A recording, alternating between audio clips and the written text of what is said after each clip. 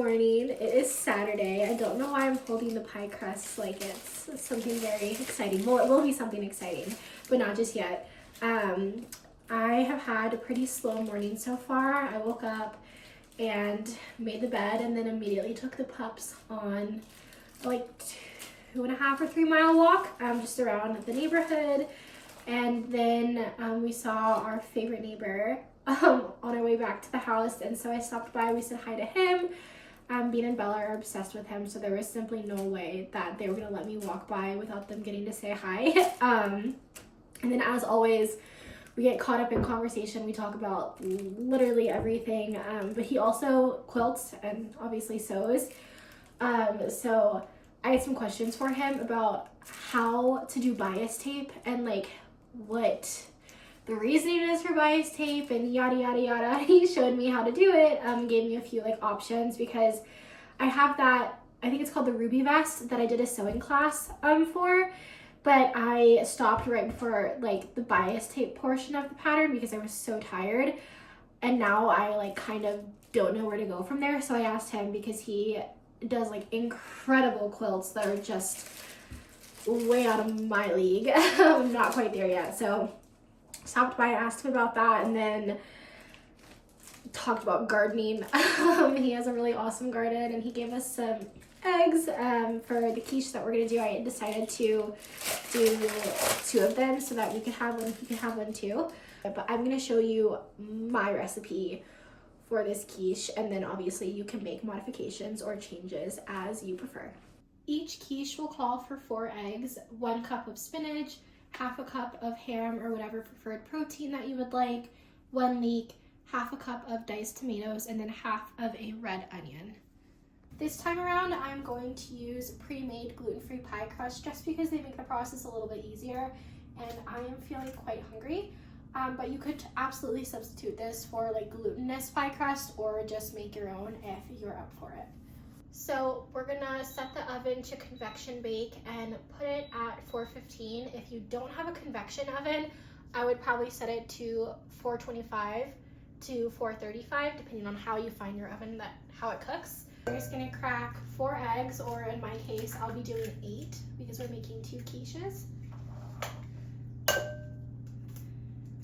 I also find that if you have access to it, duck eggs taste incredible in this quiche. I think it's just because they tend to have more yolk, and I feel like they're a little bit creamier. They're also incredible for baking.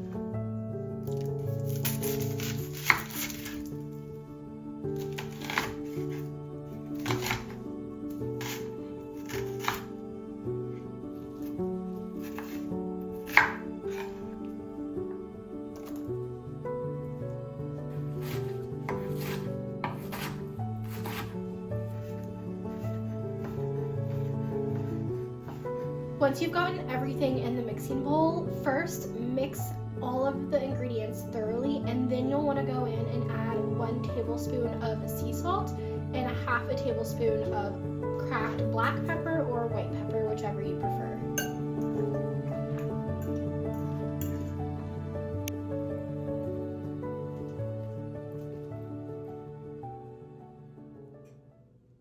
While we wait for the quiche to finish baking, I thought I would give you guys sort of like an update on where the cottage currently is in terms of all the updates that we've made, and also the things that we will be doing in the coming months. Oh my god, what is happening? You guys are being crazy. I love you, Joe. Okay, wait, the cottage door will have to hold off. So crazy. Crazy. We already went on a walk. And we had the best time. And we're gonna go. Okay, I'll give you guys a kind of a walkthrough and an update and let you know what has changed and also what will be changing in the coming months and weeks. Okay, we'll start in the bedroom since that's where I already was. Oh my god, every time I start to talk, she squeaks a toy.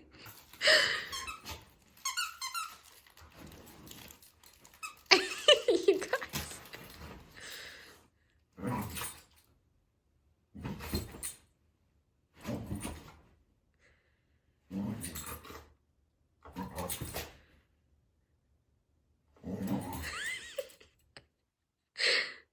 So I think okay, I had to put the dogs downstairs because they were losing their marbles and I could not say a single word without them freaking out. I think the most recent update that we made in the primary bedroom was installing this rattan chandelier.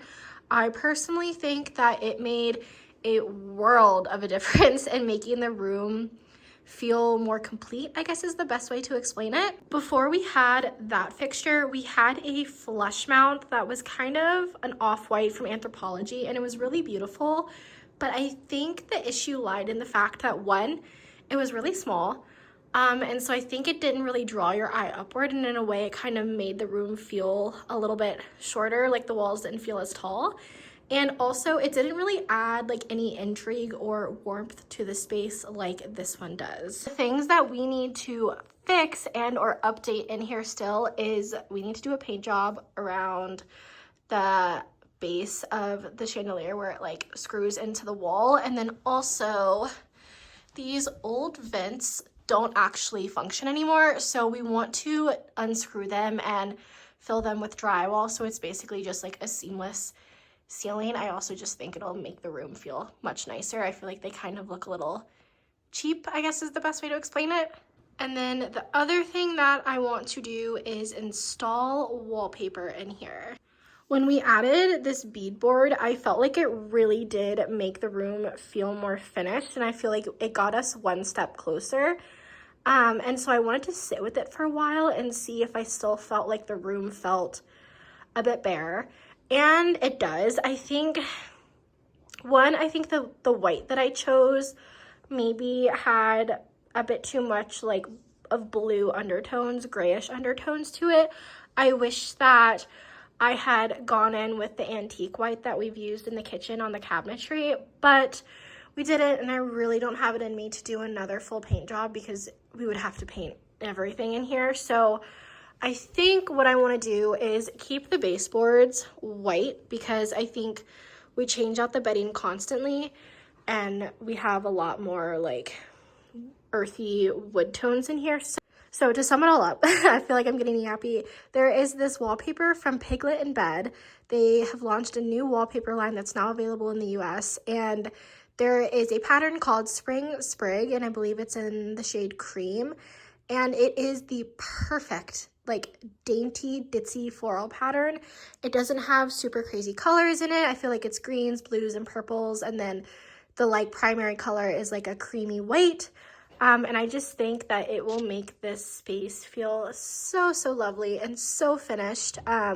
So we're going to get that wallpaper probably in the next month or so, and then we'll install it. And I'll record all of that, but that is the room update. The living room is a bit of a different story. So the most recent update that we made was finding this antique hutch on Facebook Marketplace that was honestly quite the steal, and I feel like it's very hard to find hutches that, one, are not painted in a horrific amount of layers of paint, and two, I needed one that had a depth that was a lot more shallow, and this one I believe was like 13 inches, which is so hard to come by, but it made it to where it could fit in a lot of different spaces in our house, and I feel like it truly just made the biggest difference in terms of just making the living room feel more full. I have a really hard time going back and forth between feeling like I want things to feel lived in, I want there to be a bit of lived in clutter, and I want it to feel full, but I also don't want things to kind of just feel thrown about and not really serve a purpose. So I feel like this was the perfect happy medium in terms of that. The other update is that our secondhand electric fireplace did break, which I should have known would happen eventually since I don't know how old it is. So that was a little bit disappointing because it broke literally in the thick of winter, and it actually did put off a lot of heat. So now we're on the hunt for a new electric fireplace. I don't think it's the worst thing in the world just because we literally did get it for such an affordable price. I also think that getting one that's a little larger and a little more square, this one has like a half circle shape to it. I think that one that's a little more square or rectangular will just suit the space better and also make it look more like real. Another thing that we did was we had an old secondhand, everything that we own is basically secondhand, but a secondhand armchair that went really well with our couch that we now have downstairs, but it got super uncomfortable. Like you could feel the springs when you sit on it, and also it was just very boxy and deep, which wasn't really conducive to like the flow of the living room. Therefore, it is now no longer living in the living room. It's also downstairs, and I'm currently on the hunt for something that matches more of the vibe of this like secondhand Pottery Barn couch that we have. I want an armchair or a settee that is a slip cover, and I also think that it needs to be in a pattern. One, for my sanity, because the white couch is hard enough on its own to keep tidy and clean just because of the dogs, but I'm not going to get rid of it because I love it too much.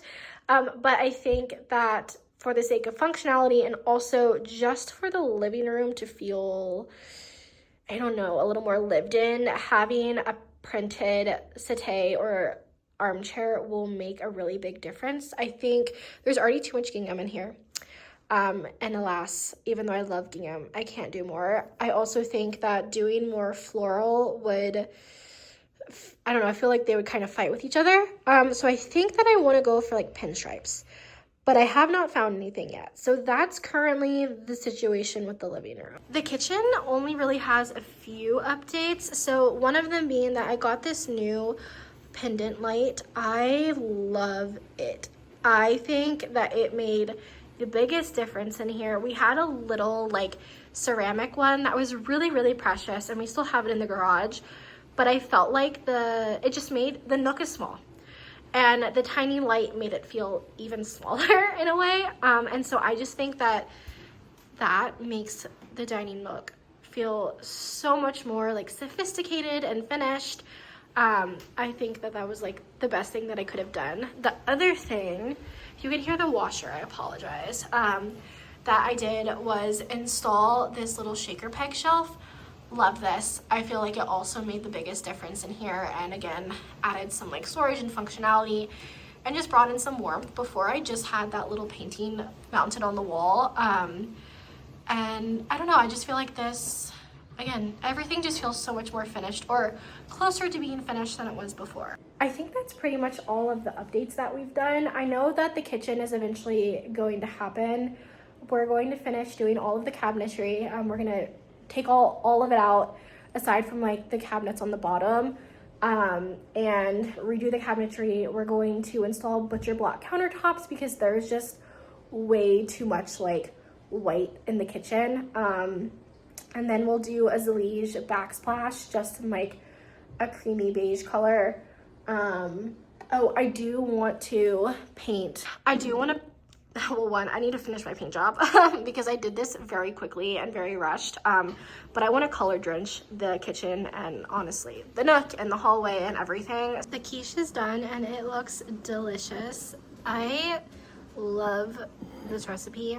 I feel like you get so many vegetables and you get so many different kinds of protein.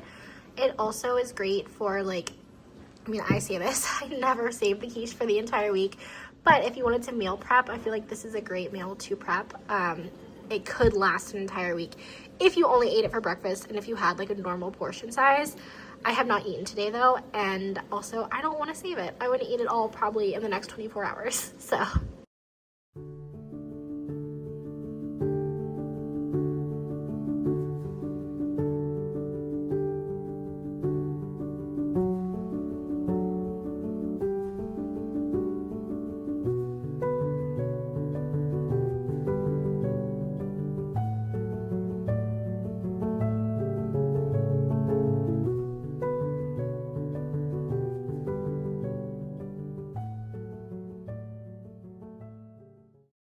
I fear this is going to be a very yappy vlog, so I apologize in advance.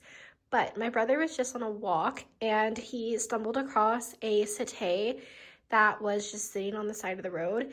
And although it did not work out, I did end up going to an antique shop because I saw on their Instagram that they also had one.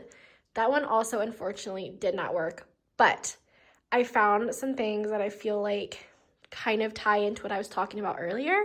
So this little section was still like unfinished. I couldn't quite figure out what I wanted this to look like and what I maybe needed to like complete that vision. So when we went to the antique shop, I pulled up Pinterest and I settled on the fact that I wanted to keep this lamp here, but I needed some more height variation. So I saw this little brass, I don't even know like what this is, but I could probably put my matchsticks in it if I wanted to. So this like, I don't know, I'll just call it a catch-all. So I got that, and then I saw this little pastel pitcher, which technically probably for like drinking and stuff like that, but thought it would be really cute as decor. The other thing was that we used to have this like old bench over here that we had for probably like 5 or 6 years. It was kind of getting a little creaky and it was not real wood to begin with. So we put a like singular ladder back chair there. Obviously that wasn't like a long-term solution. So when I went to this antique shop, I saw these 2 little chairs that I thought would be perfect, and conveniently enough, they fit like almost perfectly. Like if they were any bigger, they would not have fit. So they're a little bit rusty, not actually rusty, but they it looks like the person attempted to like strip them and refinish them and never did. I think I probably will end up refinishing them, but even as they are, I think that they're so cute, and they're honestly the perfect height for the table. So really happy about that. And then the last thing that I got, which I really probably didn't need another basket, but I thought that this would be perfect for in the spring and summer when we're harvesting. All the baskets that I had last year were more like picnic baskets, and they didn't have a ton of space for me to like harvest all the vegetables and put them there. So I found this one. I got it for like $4 because she was doing a sale on a bunch of stuff. So I thought that that was also really fun, and honestly, in the interim, I could even like hang it up on the wall and use it as decor. My hair really needs to be washed, but that's a problem for later today, Ashley. I think I'm done talking for now. We are going to take the dogs into the canyon. The weather is being crazy today. It's like sunny, but it's also snowing. I don't really know what's going on, but I'm hoping that means there'll be fresh snow in the canyon. So we're gonna take the dogs and just go on a little walk. And then I'm gonna meet a friend for some soup tonight. We're gonna go get pho. And yeah, I don't really know what else I have planned, but I think I just want to do a little montage for you guys and a little less talking for the rest of the day.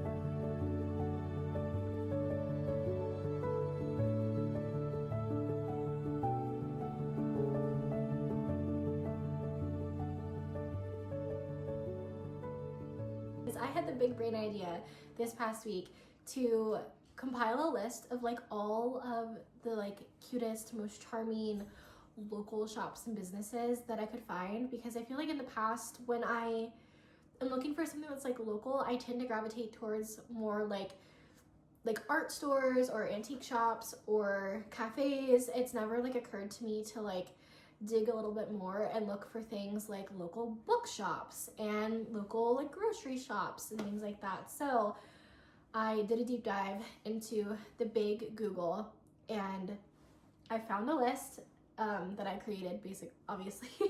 And I went to one of the grocery shops today and it was perfect, exactly what I was looking for. It was very quaint, like it had all of the produce was from like local farms, the eggs were from a local farmer, even like the beer and things like that were from local breweries, the cheese was all local, but the cheese was really expensive. It never occurred to me that cheese could be that expensive. And like I went in there thinking, okay, I want to make a tomato soup and a grilled cheese tonight, so I'm gonna get cheese. And one of the cheeses was like $40, which is great. If you can afford a cheese, that's $40. I love that for you. I am unfortunately not one of those people. So I didn't get cheese, but I did get a few other things, mainly like produce, and some eggs and some fruit and things like that for the week, because tonight I'm really wanting to make a turkey bacon BLT with an heirloom tomato. So I got these eggs, and I don't know what it is with me and eggs, but there's few things bring me more joy than eggs that are like multicolored like this. Like this brings me so much unbridled joy. I couldn't even tell you why. I love eggs like this. It makes me so happy. But then I got some heirloom tomatoes. I got this guy, and then I got two other ones. I got a red onion back there. I got this frilly lettuce, some navel oranges, some radishes, a bell pepper, carrots, and then I also got those hyacinths. I really didn't need flowers, but they were speaking to me. And oh, also I got this Napa cabbage because I totally forgot. So there's this recipe on Pinterest that I saw that is basically like a dumpling, but instead of wrapping it in like flour or like a glutinous whatever it is, you wrap it in a Napa cabbage like leaf, and then you steam it, and it has like, you can put whatever kind of like things inside that you want. But we have pork from our neighbor who has, their parents own a local farm, so I think I'm gonna make some steamed pork cabbage wrapped dumplings, which I've had on my like to make wish list for a few months now, but I was having a hard time finding Napa cabbage for some reason, but I found it, so I'm also gonna make that this week.